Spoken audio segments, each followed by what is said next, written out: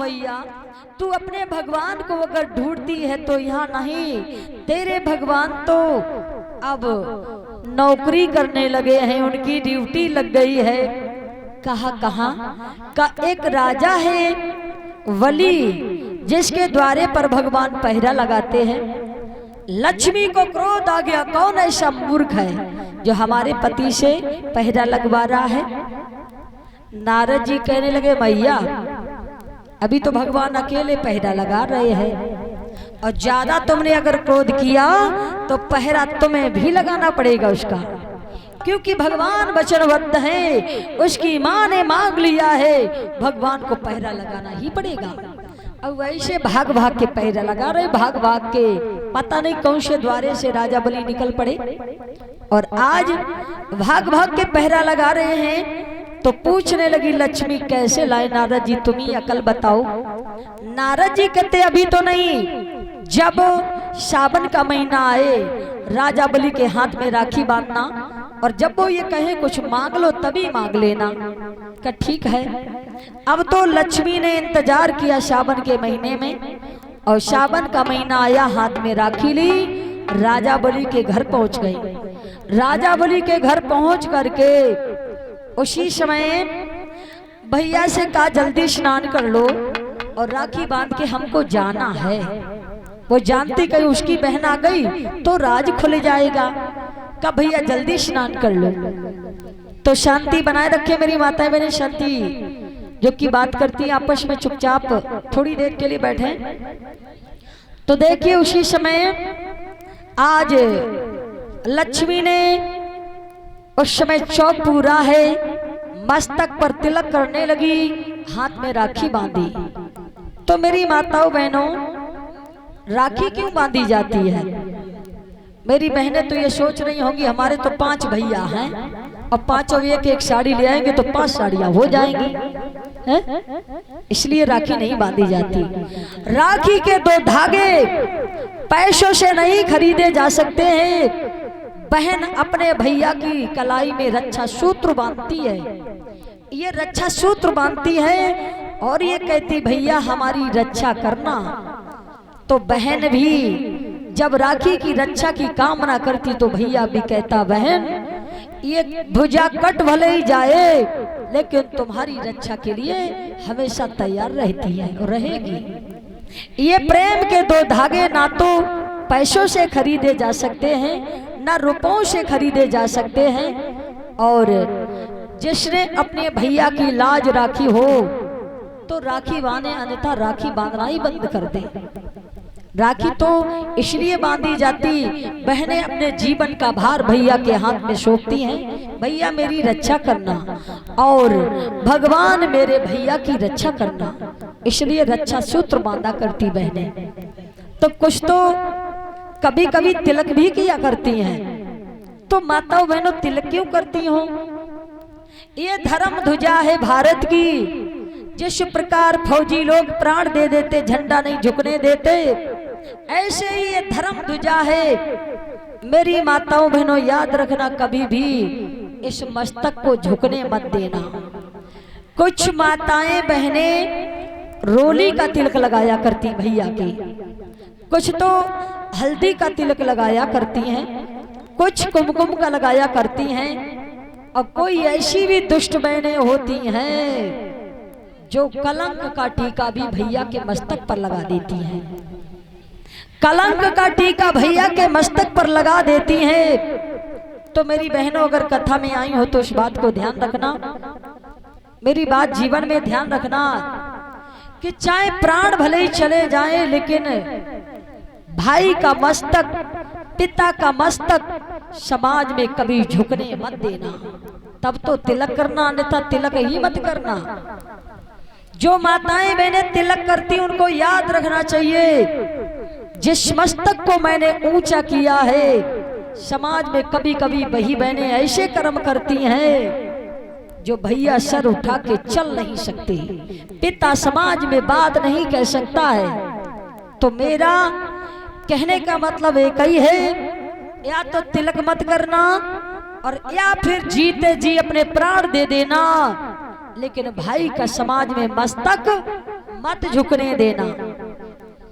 ऐसे कोई कर्म ना करना जो तुम्हारे पिता का, तुम्हारे भाई का समाज में शीश झुक जाए, मस्तक झुक जाए, बात कहने योग्य ना रहे। मेरी माताएं मैंने सोचा करती हैं कि मेरी माता जी कर रही थी, हमको भी करना चाहिए। जैसे हमारी माताओं बहनों की जब शादी होती तो कुल्ला क्यों कराया जाता। अब बहनें तो सोच रही होंगी कि हमारी बिटिया रोते रोते हार गई, उसका गला सूख गया, थोड़ा पानी पिला दो। कुल्ला इसलिए कराया जाता, चलते वक्त मेरी माताएं बहनें पानी याद दिलाती हैं, कहती है पीहर का पानी बदनाम ना करा देना बेटी।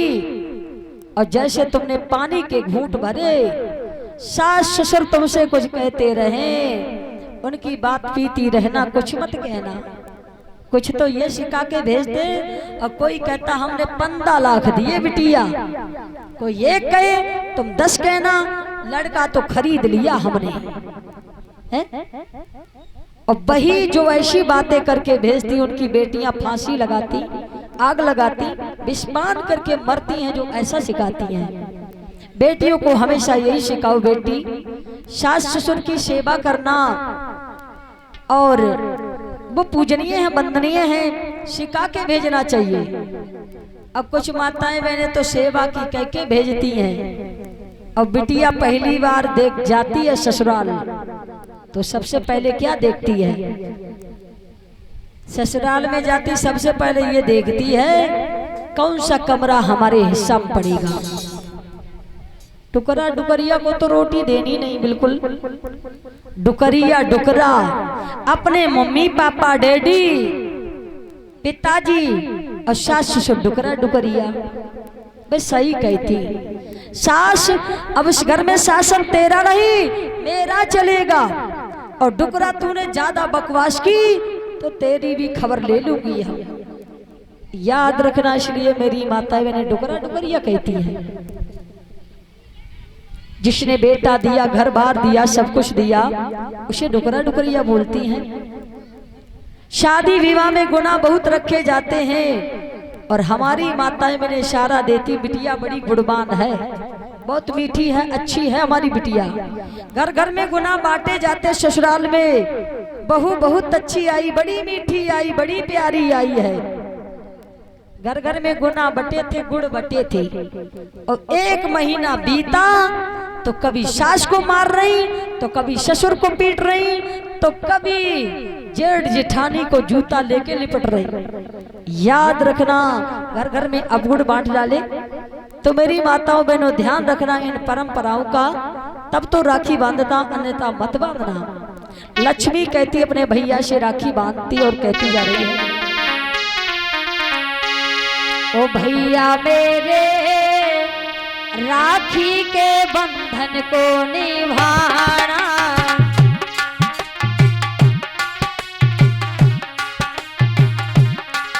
हर बहन कहती है, हो भैया मेरे राखी के बंधन को निभाना, भैया मेरे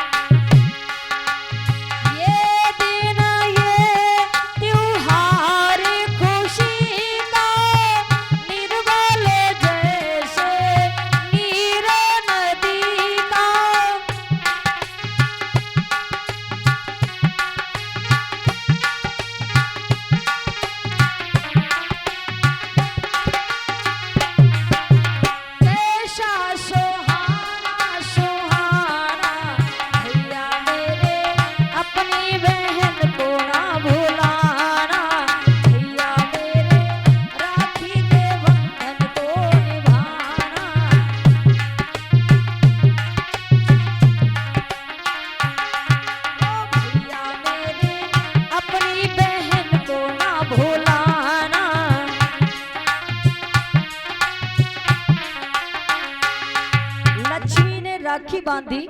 भैया कहने लगे हम प्रसन्न हैं, कुछ मांग लो। कहती कोई कमी नहीं, घर में हर चीज है, कुछ नहीं चाहिए। क्या फिर भी भाई दिया करता, मांग लो। क्या तो ऐसा करो, हमारे घर में कोई विश्वासी पहरेदार नहीं है, एक पहरेदार दे दो। का एक नहीं, दो नहीं, चार चार ले जाओ। का चार चार नहीं, जो पहले द्वार पर पहरा दे रहा, हमें वो पहरेदार चाहिए। तो पहले द्वार पर भगवान पहरा दे रहे थे। सोचने लगे राजा बलि, आज हमारी बहन ने भगवान को मांग लिया, मान का अगर अपमान कर दे ना दे तो मेरे लिए नरक में भी ठिकाना नहीं है, और अगर दान भगवान का दे देंगे तो आज के बाद कभी दर्शन नहीं होगा।